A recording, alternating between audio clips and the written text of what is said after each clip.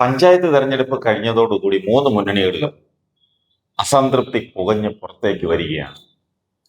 UDF-ലെ ഉത്തരവാദിത്വ ബോധമുള്ള നേതാക്കന്മാർക്ക് ഇതുകൊണ്ടൊന്നും ഭരണം പിടിക്കാമെന്ന ഒരു ഉറപ്പുമില്ല.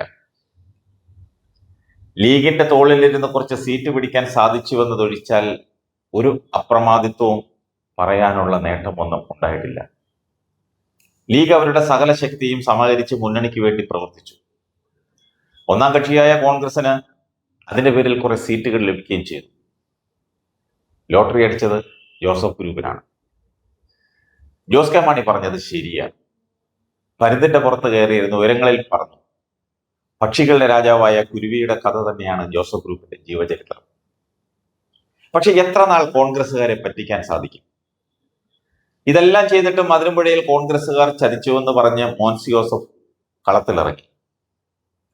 ആത്മസുഹൃത്തായ കോട്ടയം ജില്ലാ പ്രസിഡന്റിനെ തോൽപ്പിച്ചുവെന്നാണ് മോൻസ് ജോസഫിന്റെ പരിഭവം.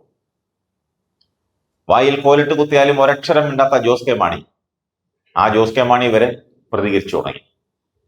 ജോസ് കെ മാണിയും കൂട്ടരെയും മുന്നണിയിൽ എടുക്കരുതെന്ന് ജോസഫ് കൂട്ടരും പറയുമ്പോൾ അവരെ മുന്നണിയിൽ നിന്ന് കളഞ്ഞിട്ടാണെങ്കിൽ പോലും മാണി ഗ്രൂപ്പിനെ ഒപ്പം കൂടണമെന്നാണ് ഭൂരിപക്ഷം UDF നേതാക്കളുടെയും ആഗ്രഹം.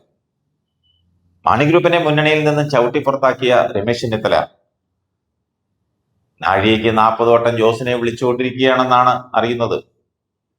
എന്നാൽ രമേശിനെ മുഖ്യമന്ത്രിയാക്കില്ലെന്ന് എഴുതി കൊടുത്താൽ പരിഗണിക്കാമെന്നാണ് ജോസിന്റെ ചില ഇടനിലക്കാർ UDF നേതൃത്വത്തിനെ ധരിപ്പിച്ചിരിക്കുന്നത്. കോട്ടയം ജില്ലയിലെ കോൺഗ്രസ്സുകാരെ പറ്റി പറഞ്ഞാൽ ജീവനിൽ കൊതിയുള്ള ഒരു മാണി ഗ്രൂപ്പുകാരനും ആ വഴിയിലൂടെ സഞ്ചരിക്കില്ലെന്നാണ് ഒരു പരദൂഷകൻ പറഞ്ഞത്. തമാശയായിട്ടാണ്.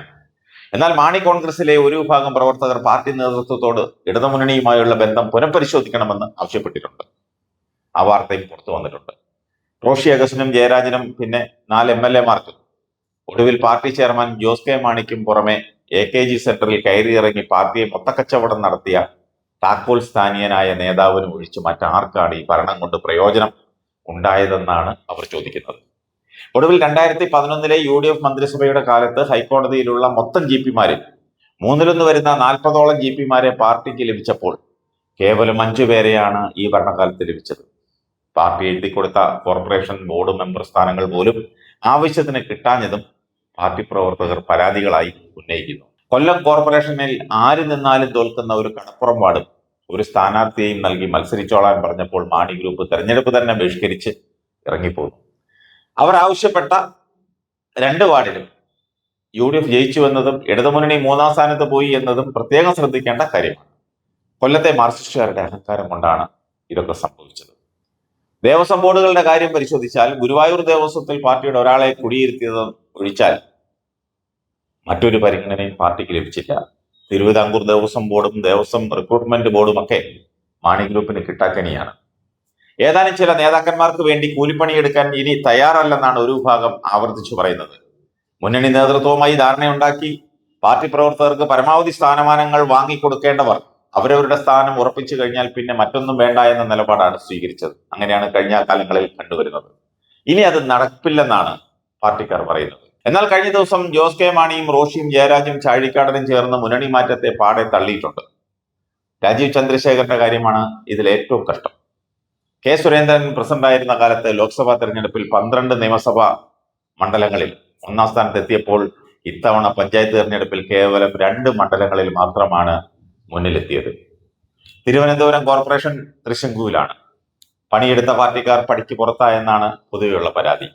ഉദ്യോഗത്തിലിരുന്ന കാലത്ത് ആർക്കും ഒരു സഹായവും ചെയ്യാതിരുന്ന ഒരാളെ മേയറാക്കി ഭരിക്കാമെങ്കിൽ ഭരിക്കട്ടെ എന്ന് തന്നെയാണ് BJP-ക്കാരുടെ ചിന്ത.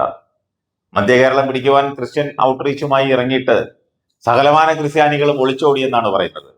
അപ്പനെയും മകനെയും ഏത് പാർട്ടിക്കും സന്തോഷത്തോടു കൂടി സംഭാവന ചെയ്യുവാൻ രാജീവ് ചന്ദ്രശേഖർ ഒഴിച്ചുള്ള മുഴുവൻ BJP-ക്കാരും സന്നദ്ധരാണ് എന്നുള്ളതാണ് പറഞ്ഞു കേൾക്കുന്നത്.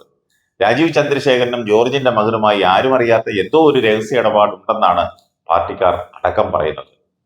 ഏതായാലും വലിയ വിജയം നേടിയെന്ന് മാലോകർ മുഴുവൻ കൊട്ടിഘോഷിക്കുമ്പോഴും UDF നേതാക്കളുടെ മുഴുവൻ മനസ്സിലും ഉടുക്ക് കൊട്ടിക്കൊണ്ടിരിക്കുകയാണെന്നാണ് കേൾക്കുന്നത്. ഇതിലും മോശമായ അവസ്ഥയിൽ നിന്നാണ് 2021-ൽ പിണറായി വിജയൻ തുടർഭരണം നേടിയതെന്ന സത്യം അവരുടെ ഉറക്കം കെടുത്തുന്നു.